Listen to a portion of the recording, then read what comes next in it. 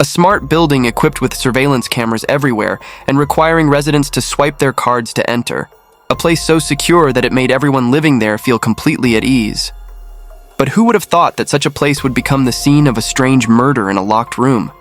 The perpetrator not only stole valuable items, but also ruthlessly murdered the female homeowner. So, how did the killer manage to cleverly avoid all the surveillance cameras and know the victim's family's schedule? Upon investigation, the police discovered that the culprit was a firefighter. What could have driven him to commit such a crime? This complex and intriguing case later became a significant example used in police academy training. Today, let's delve into the mysterious locked room murder case involving a firefighter in Hong Kong. Welcome to Crime Documentary Files. Let's first turn back the clock to September 30th, 2003. That morning at 9:39 a.m., the emergency services received a distress call from a man. In the call, he frantically stated that his wife was unconscious and urged them to quickly arrive at the scene. The ambulance swiftly arrived at a residential building in Saiwan, Hong Kong. When the paramedics reached the 19th floor, the man who had reported the incident was already standing outside the door, anxiously waiting. As soon as the paramedics arrived, he led them into the bedroom. There, they found a middle-aged woman of average build lying on the bed, with bruises on her neck and a towel draped over it. Her shirt was pulled up to her chest, and her shorts were pulled down to her knees, exposing her underwear. The paramedics approached to check on her and found that the woman was no longer breathing, but her body hadn't yet gone cold.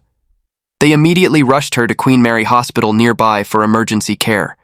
On the way, the paramedics continuously performed CPR on the victim.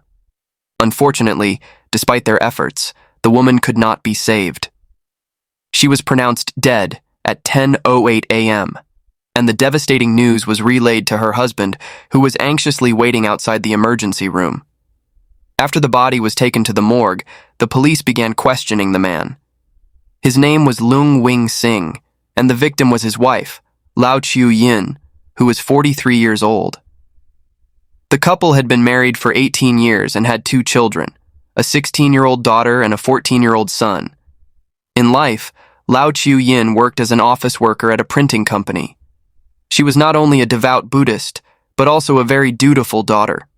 She would visit her parents in Kowloon several times a week and often brought her husband and children along for dinner. On her days off, she would take her elderly parents out for tea and conversation. According to their neighbors, this family of 4 lived a very harmonious and happy life. The couple seemed to love each other deeply, and their children were well-behaved and polite. Chiu dressed modestly and had a quiet personality. Every morning at 8 a.m., she would burn incense in front of her home. How could a middle-aged woman, living such a peaceful and happy life, become the target of such a brutal attack? Had she made an enemy somewhere along the way? Let's first hear the testimony of the victim's husband, Leung Wing Sing. He mentioned that he had been home on leave due to a minor injury from a car accident earlier in the month. Leung Wing Sing had a routine of going for a morning run if he wasn't working. On that particular morning, he woke up around 6 a.m. to prepare breakfast for their children before they left for school. By around 8 a.m., he went out for a run in the nearby park, while his wife was still asleep. He told her that he would bring back breakfast. When he returned home around 9:30 a.m., he went into the bedroom to change clothes and found his wife lying on the bed, her clothes disheveled, and she wasn't breathing. He immediately called emergency services. Upon looking around, he noticed that the drawers in the house appeared to have been rummaged through.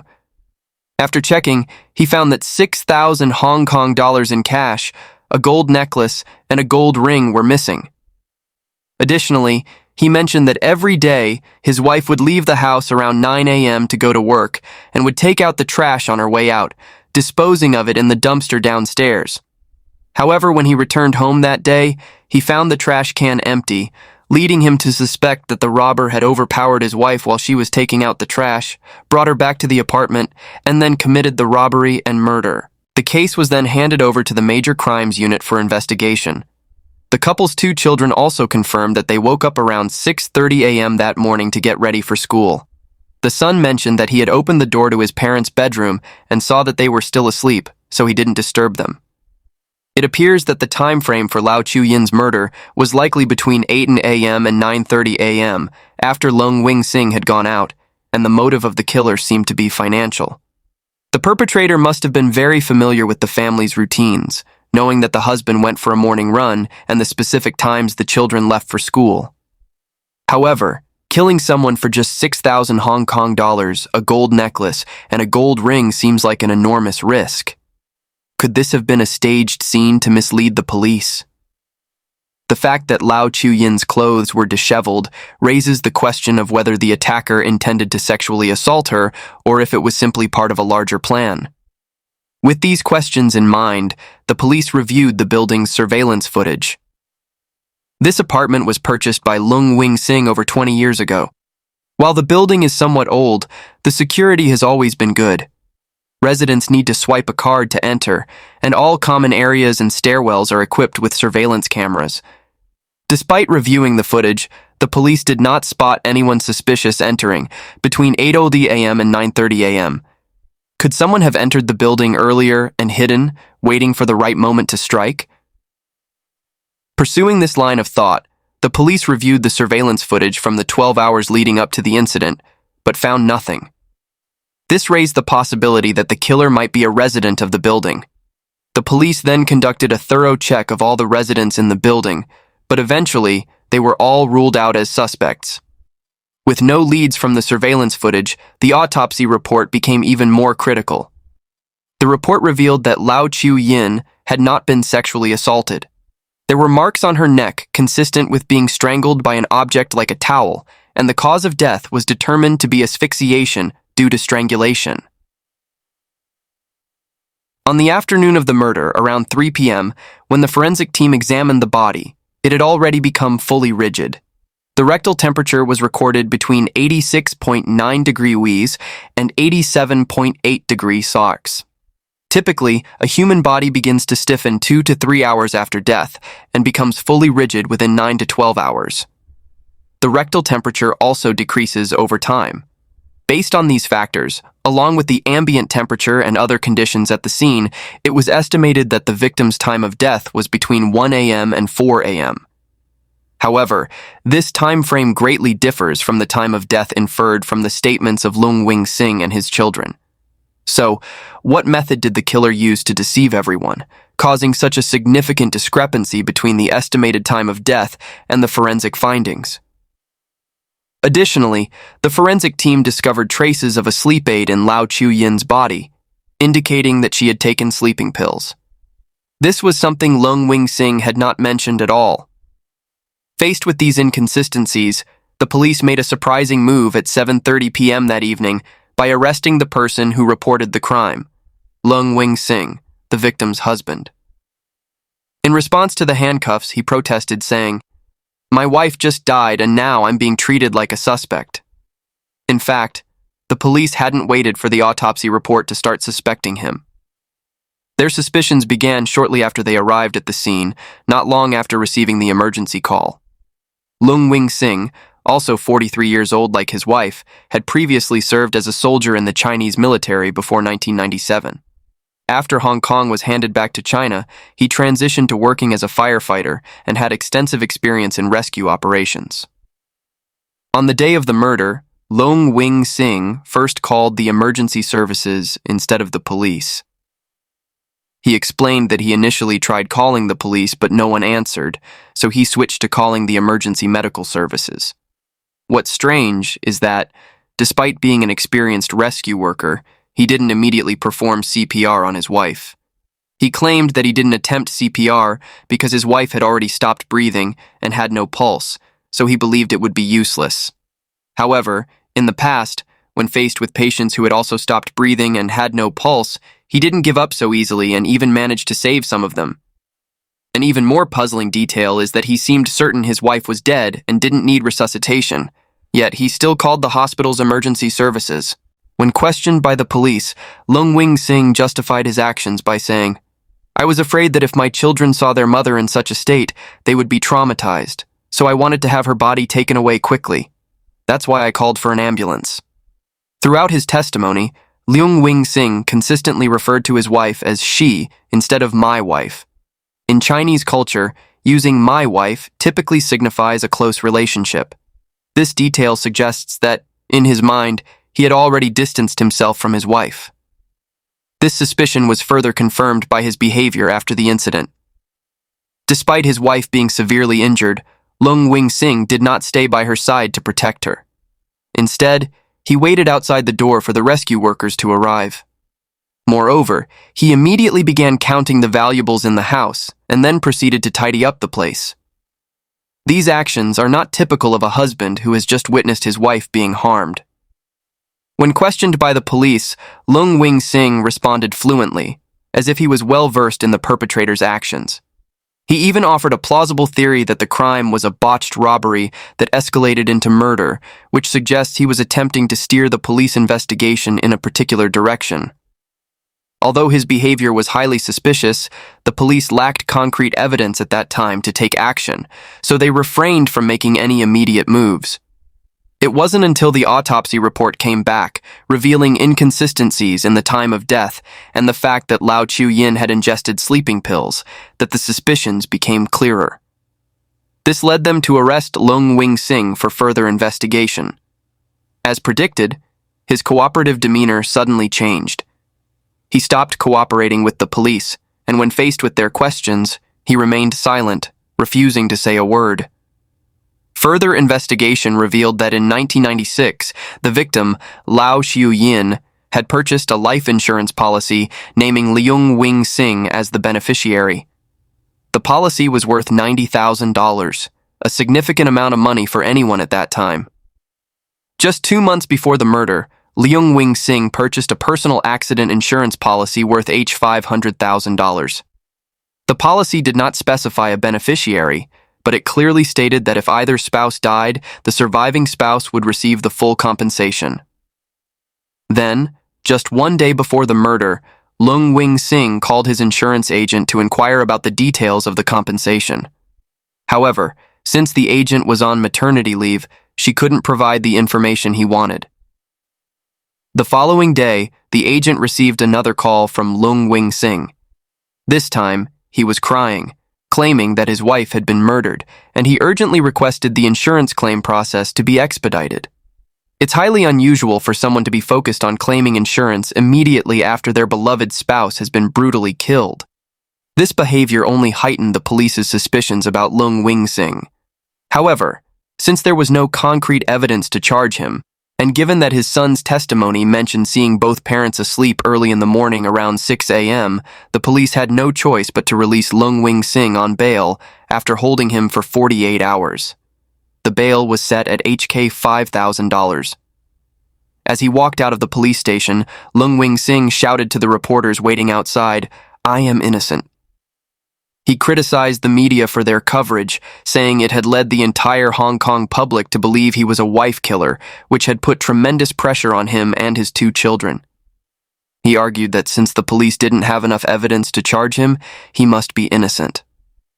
Leung Wing-sing then turned the tables on the reporters, asking, "If I were the killer, how could the police possibly release me? Have you ever heard of a murderer being granted bail? Where is the justice?"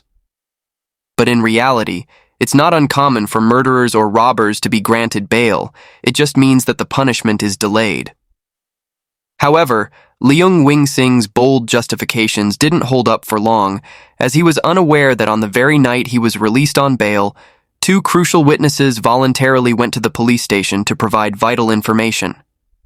These witnesses also revealed additional details about the case, which further convinced the police that Leung Wing-sing was indeed the culprit. So, who were these 2 key witnesses? They were none other than Leung Wing-sing and Lao Chiu-yin's 2 children. The son provided a more detailed account of the morning in question. He said, "I did go into my parents' room because my mother had an infected wound on her arm that caused a fever. She had been in pain for 2 weeks and had even visited the hospital for it. The night before the incident, she mentioned that her arm was hurting a lot, so she took some medication. Before leaving for school, I wanted to check if my mother was feeling better. But when I entered the room, my mother was lying in bed with the blanket pulled up facing the wall. I assumed she was still sleeping, but in reality, I couldn't be sure." The elder daughter provided a detailed account of what she saw and heard on the night before the murder. She said that everything seemed normal that evening. While she was doing her homework in the living room, she heard her mother complain about severe pain in her arm and that she was planning to take some medication. At that point, her father told her mother, "The medicine you're taking isn't working. Take my medicine instead," and handed her some pills.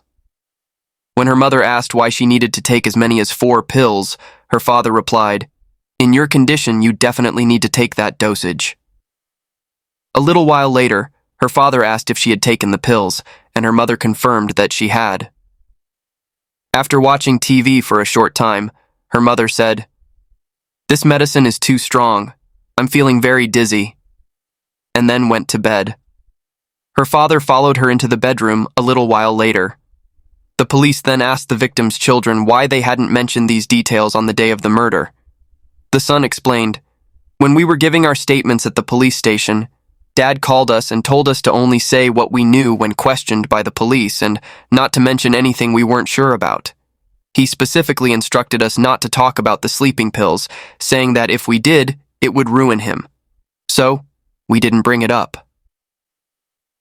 After returning home, the younger brother and his sister thought it over and decided that they needed to tell the truth.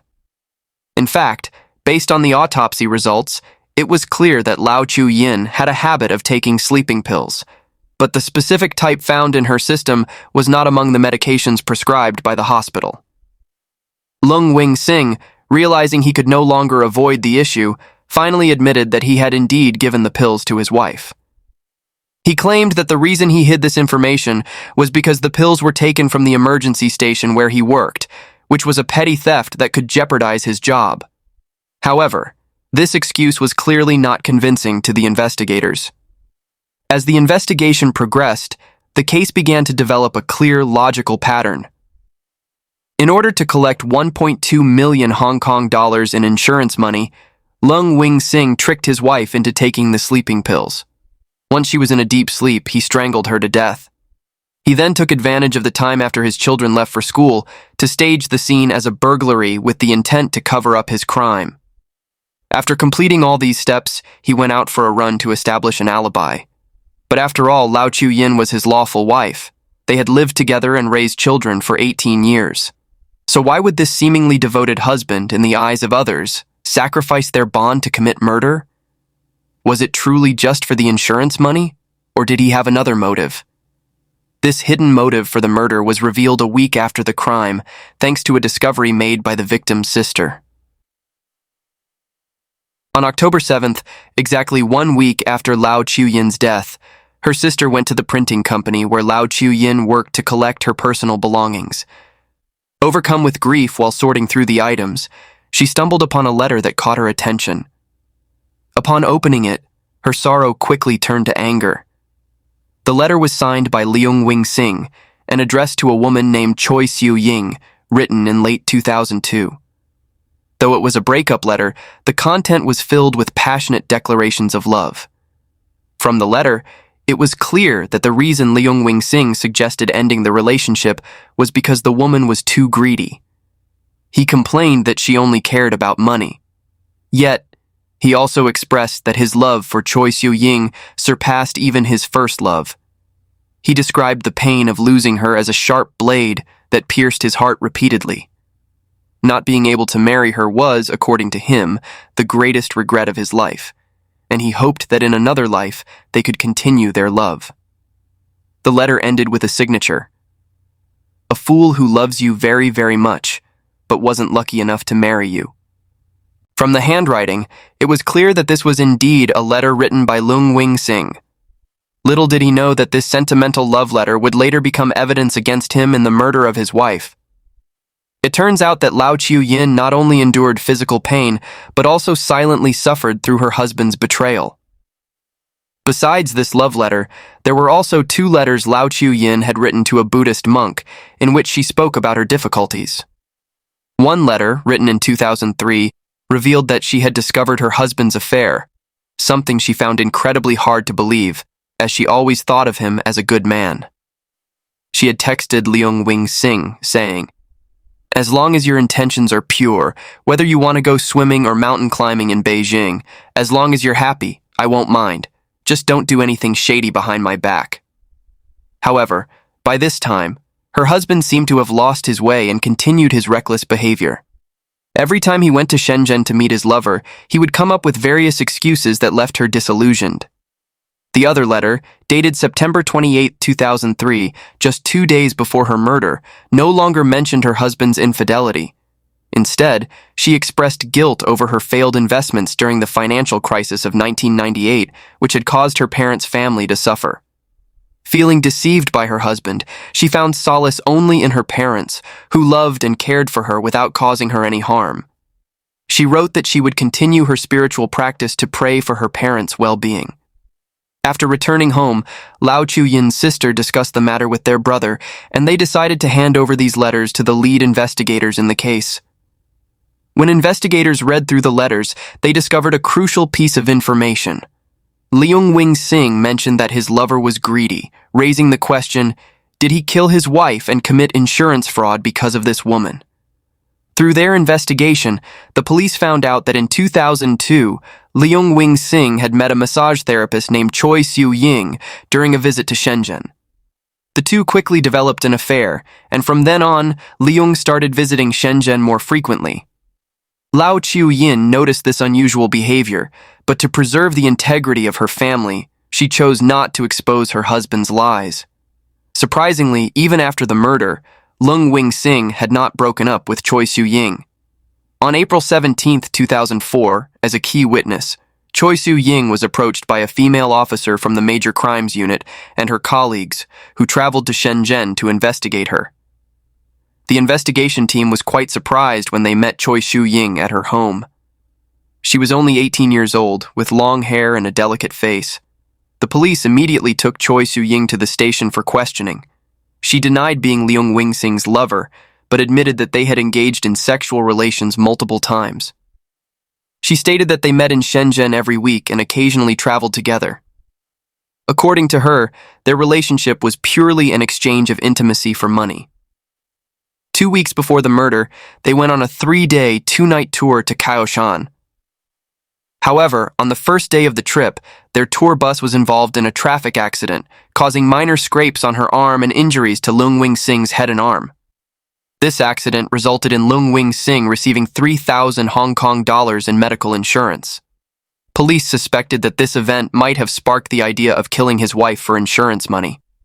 Moreover, the police discovered that during his time out on bail, Leung Wing-sing continued to visit Shenzhen to meet Choi Siu-ying, and he intended to marry her officially once he had resolved the situation with his wife. 10 days after Choi Siu-ying's statement was taken, Lao Chiu-yin's younger sister and cousin saw Leung Wing-sing out with her at Causeway Bay. They confronted him, saying, "Our sister's body isn't even cold, and you're already openly parading around with your mistress."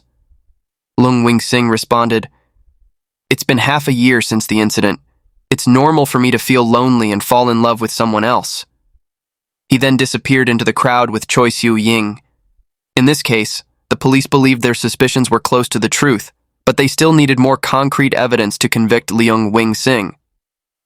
Over the year following the murder, forensic experts worked meticulously to trace the ownership of small pieces of evidence found at the crime scene.